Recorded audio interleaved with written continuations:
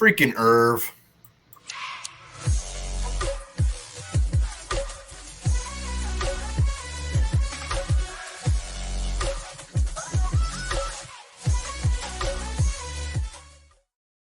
All right, welcome back to the Onebar and Lupagus show. I'm Onebar with Lupagus, and lo and behold, we're a little late on this one, but damn it, we got to talk about it anyway. Irv Smith, thumb surgery.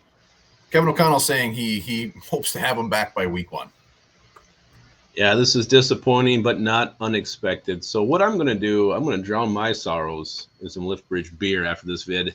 Probably down about 6 Mango Blondes, one of my favorites, as I digest the Irv Smith news. And yeah, we're going to get into this, but it's very disappointing to hear this. Yep. Before we get into that, remember, subscribe to the channel, like the video. Let's get to 8,000 subs.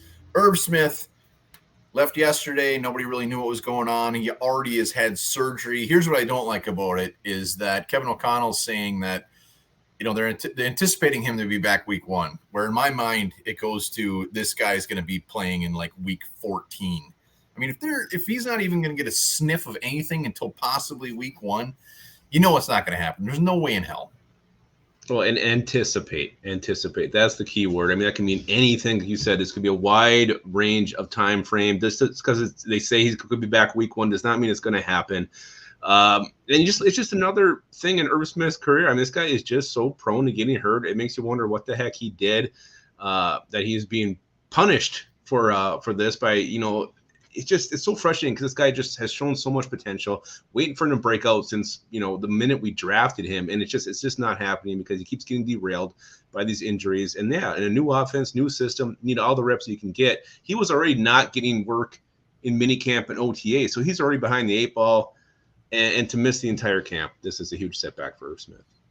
It is, and the elephant in the room is clearly our depth at tight end, which we've talked about all offseason as far as if something did happen to Irv Smith. And now Johnny Munt, the Munt man, steps up to be number 1. I will say I was at practice today, and a lot of Zach Davidson. Zach Davidson was getting that ball left and right. So Zach Davidson, I mean, if anybody should be happy about it, it should be him. Well, and I heard he caught everything in practice yesterday. So Zach Davidson, maybe he is actually the one coming up and stepping up and filling some shoes here. But I don't care. I don't care if he looks great all preseason. If we go into week 1 with Zach Davidson and Johnny Munt as our tight ends against the Packers, that is not good. That is a horrible situation. And it makes you wonder how long the Vikings are going to go, how much they get to see before they maybe look to the free agent market. Eric Ebron is still out there. He makes a ton of sense right now. Well, the way I see it is if they just kind of lay low, don't make any moves, and they actually believe he'll be back week 1. If they go and get an Eric Ebron or somebody, week 1 isn't even no way in hell. They're not going to bring Eric Ebron in just for a training camp body in maybe a week or 2. So that'll have a lot to do with it. But yeah, I mean, I guess the silver lining is tight end. I mean, we're so used to tight end being so involved. I don't think that's really that huge of a deal. Don't get me wrong. I don't want Irv Smith to be hurt. I want him to be out there. But with all of our wide receivers we got out there, with all those running backs, we're going to be lining out wide. I don't think this is as detrimental and as saddening as we maybe are putting it out to be. Well, it's just saddening because it's Irv Smith Jr. We're expecting huge things from him. That's the disappointing part. Yeah, the tight end in this offense isn't what it was in years past with, Mike Zimmer run offenses with the guys he had in here calling the shots. So it's not as big a loss. Connell already came out and said that they're going to do 9 or 10 man formations, whatever that means. I think it just means more wide receivers on the field.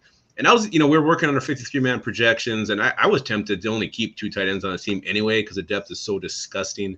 I would rather keep some more of these receivers who have some upside than some of these just not real tantalizing options at tight end. So we'll see what they decide to do. But yeah, in the overall scheme of things, not a huge setback. But you think Irv Smith, man. I mean, kick to the dick. It is a kick. Jefferson out there, Thielen out there, KJ Osborne, Irv Smith, Alvin Cook. I mean, that was just crazy. That was just a load of riches that, again, it's spent before we get to use it. And you mentioned Eric Ebron, just rattling off the top ones. Old man, Jimmy Graham, Blake Jarwin, Jared Cook, Jesse James. Those are pretty much the top free agent tight ends out there. So not a ton. But if this is long-term, I'm all for Eric Ebron. Come on down. Hell, I mean, any of those guys would be leaps and bounds better than what we got right now. Unless, yeah, I mean, it's gonna be the Johnny Munt show. That's a show I'm buying a ticket to. Yeah, I know Guaranteed to you get are. I cheaper. know you are. Yeah. Well, there you have it. Irv Smith. We knew it was going to happen. We knew it. I mean, everybody knew it. It's like a Viking lining up for a field goal. It's just you're terrified about it, and something bad's going to happen. So let us know in the comments. Are you fine with it? Do you want them to bring somebody in? What are you thinking? I guess the silver lining is he can't blow his ACL in camp this year now. You're right. That is very true. He's going to be healthy as a horse. He is. He is. All right. Well, while you're thinking about Irv Smith Jr. and deciding what you can get at the liquor store when it comes to Liftbridge beers, remember this: the average public swimming pool contains about 20 gallons of pee.